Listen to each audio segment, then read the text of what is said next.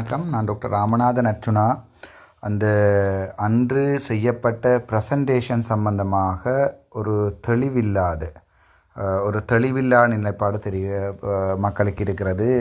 இதை அதாவது டிசிசி district coordinating meeting, மாவட்ட ரீதியிலான கோஆர்டினேட்டிங் மீட்டிங், அதாவது ஒரு அபிவிருத்தியை ஒழுங்கமைக்கின்ற ஒரு சந்திப்பு தான் அன்றைய தினம் நடந்தது. நான் இந்த வீடியோவை பகிர்வதற்குரிய காரணம், தமிழிலும் எனக்கு சொல்ல முடியும் என்பதற்காக, மற்றும் இதனை சகல மக்களிடம் கொண்டு போய் சேர்க்க வேண்டும் என்ற ஒரே ஒரு காரணத்துக்காக. மேலும் ஒரு முக்கிய நோக்கம், அங்கே வந்திருந்த மற்ற பாராளுமன்ற உறுப்பினர்களும் இதை விளங்கிக் கொள்வார்கள் என்பதற்காகவுமே இதனை தமிழில், முக்கியமாக சிவிகே சிவஞானம் எனப்படுகின்ற வயது முதிர்ந்த நபர் அதனை விளங்க முடியாமல் தத்தளித்ததன் காரணமாக இந்த வீடியோவினை வெளியிடுகின்றேன். இது என்னென்றால், நீங்கள் பார்த்தா தெரியும் உங்களுக்கு, அதாவது மாகாண குறித்தொதுக்கப்பட்ட அபிவிருத்தி நிதி 2024 போட்டுக்கிறார்கள். அவ்வாறு போட்டபோது ப்ரொவின்ஷியல் ஸ்பெசிஃபிக் டெவலப்மெண்ட் கிராண்ட், அதாவது ஒரு ப்ரொவின்ஸுக்கு கொடுக்கப்படுகின்ற மொத்த நிதி. அதில் நீங்கள் பார்த்தீங்கன்னா தெரியும், இப்போ உள்ளூராட்சி அமைச்சுக்கு அமைச்சர் இது போட்டிருக்கேன், தொடர் இலக்கம் போட்டிக்கணும். அப்படி 1 2 3 4 5லேருந்து அப்படி 2 வரைக்கும் போகுது, 2 3 வரைக்கும் போகுது. இதில் இது மொத்தமாக மாகாணத்துக்குரிய முக்கியமான துறைகளை போட்டிருக்கணும். உள்ளூராட்சி அமைச்சியை பார்த்தீங்கன்னா தெரியும், அமைச்சர் துறை வேலைகள் எண்ணிக்கை 53 ப்ராஜெக்ட் பிளான் பண்ணியிருக்கணும். அதுக்கு பார்த்தீங்கன்னா தெரியும் 226 மில்லியன் ரூபா, 2260 லட்சம் ரூபா ஒதுக்கப்பட்டிருக்கிறது. இங்கே தான் எங்கள்கிட்ட மெத்தப்படுத்தவர்கள் முட்டாள்தனம் இருக்கிறது. அதில் இவர்கள் இந்த வருடத்துக்குரியதில் பார்த்தீங்கன்னா தெரியும், செலவு விவரம் மில்லியனில் 132 மில்லியன் தான் செலவழித்திருக்கிறார்கள். அதாவது அரசாங்கம் எங்களுக்கு 226 மில்லியன்களை பகிர்ந்தளித்திருக்கிற போது, எங்களுடைய அதிக மெத்தம் படித்த எல்லாம் படித்து போட்டு தான் வந்திருக்கிறோம் என்று சொன்ன அரசு அதிகாரிகள் 226ல் 132 தான் முடித்திருக்கிறார்கள். கிட்டத்தட்ட 11 மாதம் 13ஆம் தேதியிலே அவர்கள் செலவு செய்யப்பட்ட விவரம். ரெண்டாவது பிரச்சனை என்னென்னா, இந்த 132 மில்லியன் நிதி எவ்வாறு செலவிடப்பட்டது? அது நீங்கள் எழுதின ஒதுக்கீட்டுக்கு ஒரு ப்ரொஜெக்ட் ஒன்று கொடுக்கல, அந்த ப்ரொஜெக்ட்டுக்கு தான் கொடுக்கப்பட்டதா, அல்லது பருத்துத்துறை ஆதார வைத்தியசாலைக்கும் 4 ஆதார வைத்தியசாலைக்கும் பிரதேச வாரியாக அல்லது ஏதாவது தங்களுக்கு தெரிஞ்ச ஆக்களுக்கு அள்ளி கொடுக்கப்பட்டதான்றது ரெண்டாவது பிரச்சனை. ஆனால் எங்களுடைய அதிபடித்த மேதாவிகள் 226, அதாவது உள்ளூராட்சி அமைச்சின் சுகாதார அமைச்சில் உள்ளூராட்சி அமைச்சுக்கு 53 ப்ராஜெக்டுக்குரிய 226 மில்லியனில் 132 மில்லியனை தான் இவர்கள் செலவழித்திருக்கிறார்கள் 11 மாதம் 13ஆம் தேதியில். அப்போ மிச்சம் பார்த்திங்கன்னா, மிச்சம் இன்னொரு 17 நாட்களில் 126ல் 132 போனால் கிட்டத்தட்ட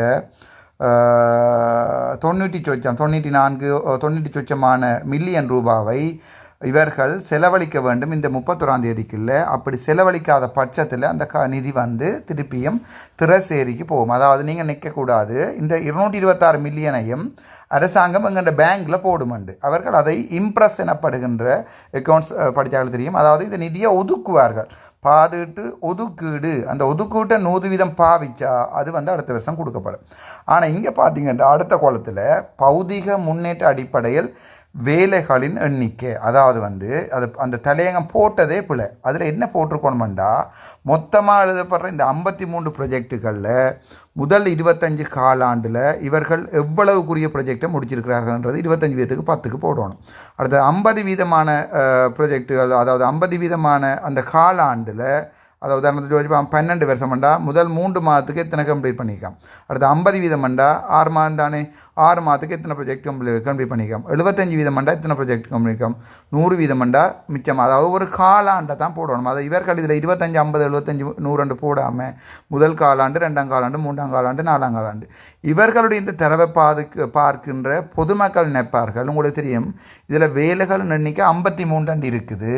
ஆனால் இங்கே கூட்டி பார்ப்போம், அதாவது பௌதிக முன்னேற்ற அடிப்படையில் வேலைகள் எண்ணிக்கை 10 12 22 30 52 மட்டும் 53. அப்போ இவர்களுடைய கதையின்படி இந்த 53 வேலைகளும் இப்போது இந்த இதுக்கெல்லாம் முடிச்சிருக்கிறார்கள். அப்படி முடிச்சிருக்கப்பட்டால், நான் கேட்ட கேள்வி, 226 மில்லியன் தானே வந்திருக்கு, 132 மில்லியன் உங்கள்கிட்ட செலவழிச்சிருக்கீங்க. இப்போ மிச்சம் நீங்கள் எவ்வளவு, 94 மில்லியன் நீங்கள் செலவழிக்கல. அப்போ என்னென்ன இந்த ப்ராஜெக்ட் எல்லாம் முடிஞ்சிருக்கிறீங்கன்னு தான் அந்த அதிபடித்த மேதாவிகளிடம் கேட்டேன். அவளை இதில் ஒரு சாதாரணமான ஒரு ஓ லெவல் பிள்ளைக்கும் விளங்க கொடுக்குற வேலை. மொத்தம் 226 மில்லியனில் 132 மில்லியன் செலவழிச்சிருக்கிறீங்க. ஆனால் இந்தியாவில் காட்டியிருக்கிறீங்க 51 வேலையும் முடிஞ்சுதுண்டு, 53 வேலையும் முடிஞ்சுட்டு காட்டுறீங்க. அப்படி அடுத்தா பார்ப்போம். அது அவ்வளோதான் உள்ளூராட்சி அமைச்சின்ற செயல்திறன். விவசாய அமைச்சர் எடுத்து பார்த்தீங்கன்னா 23 ப்ராஜெக்ட்கள் இருக்கணும், 43 மில்லியன் ரூபாய் ஒதுக்கப்பட்டிருக்கு. 26 தான் அவர்கள் 26 மில்லியன் செலவழிச்சிருக்கிறார்கள். கேட்டதுக்கு சொன்னார்கள் மிச்சம் 26லேருந்து 43 போனால் 10 13 17 மில்லியன் ரூபாய் தாங்கள் பில்லுகள் என்ன சமர்ப்பிக்கப்படாமல் இருக்குன்னு சொல்லினோம். அப்போ இவர்களுடைய அதாவது இயர் எண்டில் இப்போ ஒடிட் எல்லாம் நடந்து முடிய வேண்டிய நேரத்தில் இவர்களோட சிறத்திறன். ஆனால் பார்த்தீங்கன்னா தெரியும் இங்கே இவர்கள் போட்டிருக்கார்கள் வேலைகள் அன்றைக்கி 23, இங்கே பெட்டி எண்ணி பாருங்கோ 4 6 17 மாறும் 23 வேலைகளையும் செய்ததாக முட்டாள்தனமாக ப்ரெசன்டேஷன் செய்திருக்கிறார்கள். ஆனால் இங்கே 43 மில்லியனில் 26 மில்லியன் தான் பாவிக்கப்பட்டிருக்கு. பொதுமக்களுக்கு இது விளங்கணும், தயவு செய்து இதை ஷேர் பண்ணும். அதே மாதிரி கல்வி அமைச்சரை பார்த்தீங்கன்னா 20 ப்ராஜெக்டில் 152 மில்லியன் ஒதுக்கப்பட்டிருக்கிறது. எங்களுடைய கல்வி அமைச்சு அதிமேதாவிகள் 35 மில்லியன் மட்டும்தான் பாவிச்சிருக்கிறார்கள். அப்போ கிட்டத்தட்ட 152லேருந்து 35 மில்லியன் பாவிச்சா கிட்டத்தட்ட பாருங்க 135 45 55 அங்கென்றால் ஓகே 17 117 மில்லியனை திரசேரிக்கு இவர்கள் திருப்பி அனுப்புகிறார்கள். ஆனால் சொல்லுற கதை என்னென்றால் 20 ப்ரொஜெக்ட் எடுத்திருக்காம். இதில் 4 காலாண்டில் 8 மாதம் 14 மஞ்சும் 19 8 மாதம் 14 மஞ்சும் 19 20 இங்கே கூட 20 ப்ராஜெக்ட் முடிஞ்ச மாதிரி காட்டிக்கிறார்கள். ஆனால் 152 மில்லியனில் 35 மில்லியனை மட்டும்தான் கல்வி அமைச்சு பாவிச்சிருக்கு. சுகாதார அமைச்சர் எடுத்து பார்த்தா 10 ப்ராஜெக்டில் 120 தான் பாவிச்சிருக்கு. அப்போ உங்களுக்கு தெரியும் கிட்டத்தட்ட 40 மில்லியன் ரூபா பெறுமதி பாவிக்கப்படையில.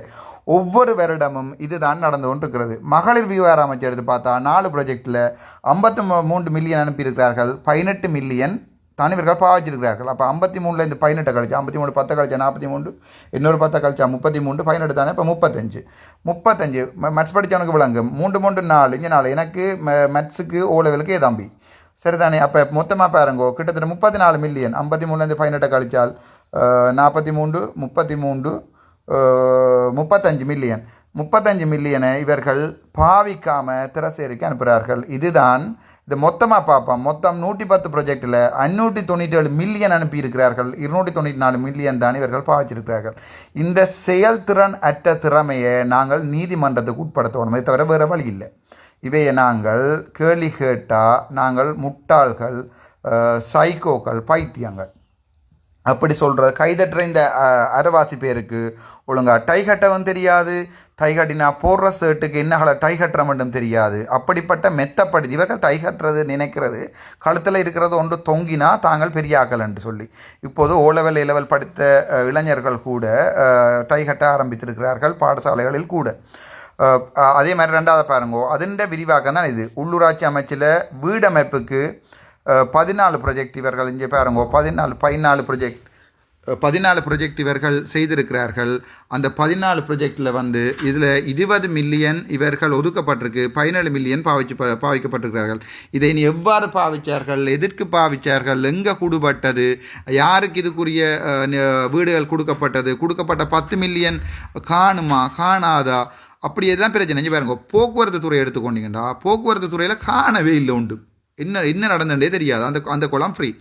சுற்றுலாத்துறையை பாருங்கோ 15 ப்ராஜெக்டில் 65 மில்லியன் அவர்கள் அனுப்பியிருக்கிறார்கள். 9 மில்லியன் தான் பாவிச்சிருக்கிறார்கள் அதிபடித்த மேதாவிகள்.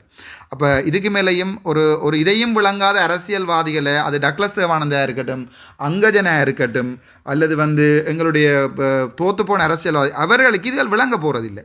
முக்கியமாக என்னது வலது பக்கத்தில் இருந்த 2 பேருக்கும் இந்த வீடியோவை காட்டி விளங்கப்படுத்துங்கோ. அப்போ தான் அவைக்கும் அது விளங்கும். நீர்வளங்கள் வடிவமைப்பில் நீர்வளங்களில் 4.9 மில்லியன் ஒதுக்கப்பட்டிருக்கு. 49 லட்சம் இல்லை 29 லட்சத்தை செலவழிக்கிறார்கள். 2 ப்ராஜெக்ட் முடிஞ்சு 2க்கு 2 போட்டிருக்காங்க. இங்கே பாருங்கோ இங்கே 2 போட்டிருக்கணும். அதே நேரத்தில் இங்கே ஒரு ப்ராஜெக்ட் 2. அப்போ இதன் செயல்திறன் என்ன, அதுதான் இப்போ என்னுடைய கேள்விக்குறி. கழிவேற்றல் முகாமத்துவத்தில் ஒரு ப்ராஜெக்ட் தான் 2 மில்லியன் கேட்டிருக்காரு. 2.17 இங்கே 2.11 பாவிச்சிருக்கிறார்கள். ஆனால் ஜாழ்ப்பாணம் முழுக்க எங்கே போனாலும் கழிவேற்றல் இருக்குது. அப்போ ஒரு ப்ராஜெக்ட் எழுதி எடுக்க முதலாவது வந்து கழிவேற்றல் சரியான, அதாவது திண்ம கழிவுகளற்றது, பயோ ஹசாட் வேஸ்டேஜஸ் ரிமூவ் பண்ணுறதெல்லாம் சரியான முக்கியம். ஜாழ்ப்பாண போதனா வைத்தியசாலையில் உங்களுக்கு தெரியும் வந்த கழிவுகளை கொண்டு செம்மண சுடலேக்க நிலத்துக்குள்ளே போட்டு புதைச்ச வரலாறுகளும் உண்டு. எல்லா வரலாறுகளையும் தோண்டுவோம், என்னை சுடும் வரைக்கும் நான் இதை கதைத்து கொண்டு தான் இருப்பேன். பிற சேவைகளாக இருந்தால் அதை ஒன்றையுமே காணல. கிராமப்புற மின்மயமாக்கல், கிராமப்புற மின்மயமாக்கல் அதில் வந்து 5 மில்லியன் 5 லட்சம் கட்டிக்கணும் 4 லட்சத்துக்கு முடிச்சிருக்கணும். கிராம அபிவிருத்தி செய்திருக்கணும். மாகாண வீதி அபிவிருத்தி 86 80 மில்லியன் செலவழிச்சிருக்கிறார்கள். அது ஒன்று. ரெண்டாவது அதே மாதிரி பார்த்தீங்கன்னா விவசாயத்தில் இங்கே பாருங்க, விவசாயத்தில் என்ன நடந்திருக்குது, 8 ப்ரொஜெக்டில் 18 மில்லியனில் 13 மில்லியன் தான் பாதிச்சிருக்கார்கள். ஆனால் விவசாயிகள் பாதிக்கப்பட்டார்கள். வந்த முழுக்க கொடுத்தா தான் நாங்கள் ஒரு பாராளுமன்ற உறுப்பினர்களாக அடுத்த முறை எங்களுக்கு தந்த 18 மில்லியன் காணாது 50 மில்லியன் தான் சண்டை பிடிக்கலாம். அங்கே சிரிக்கிறார்கள், தெற்கில் தமிழரை நினைத்து சிரிக்கிறார்கள். அதுதான் உண்மை. அதை சொல்லும்போது இவர்கள் கத்தி வெளியால் போகும்னு சொல்கிறார்கள். கால்நடையில் 19 மில்லியன், அதில் 13 மில்லியன் தான் செலவழிச்சிருக்கார்கள், கிட்டத்தட்ட 6 மில்லியன். ஆனால் எத்தனையோ ஆயிரம் கால்நடைகள் மருந்துகள் இல்லாமல், கால்நடை வைத்திய அதிகாரிகளுக்கு அதில் தெரியும், எத்தனையோ ஆயிரம் கால்நடைகள் வந்து மருந்துகள் இல்லாமல் தினம் தினம் செத்து கொண்டு இருக்குது. அதே மாதிரி நன்னீர் மீன்படி இவ்வாறு தான் எங்களுடைய நிலைமை இருக்கிறது. இது சம்பந்தமாக தான் உங்களுடைய கதைத்தேன். சுகாதாரத்தில் வந்து 75 மில்லியனில் 45 மில்லியன் தான் நீங்கள் செலவழிச்சிருக்கார்கள். பார்த்தா தெரியும், 75ல் 41 மில்லியன் தான் செலவழிச்சிருக்கார்கள். சுதேச வைத்தியம் சொல்லி வேலையில் 40ல் 29 மில்லியன் தான் செலவழிச்சிருக்கார்கள். சிறுவர் நன்னடத்தைக்கு 5 மில்லியனில் 1.4 மில்லியன் செலவழிச்சிருக்கார்கள். மிச்சம் முழுக்க சிறுவர்கள் அநியாயமாக ஒவ்வொரு சிறைச்சாலையிலும் ஒவ்வொரு சிறுவர்களும் குடு கஞ்சா 54 நம்பரில் இருக்கும்போது சிறுவர் நன்னடத்தைக்காக இவர்கள் 5 மில்லியனில் 1.4 மில்லியன் தான் செலவழிச்சிருக்கார்கள். மிச்சம் முழுக்க அப்படியே போயிருக்கிறது. இதுதான் உண்மை. இதை கதைத்த போது தான் பிரச்சனை வந்தது. தமிழன் இதை விளங்கிக் கொள்ள வேண்டும்.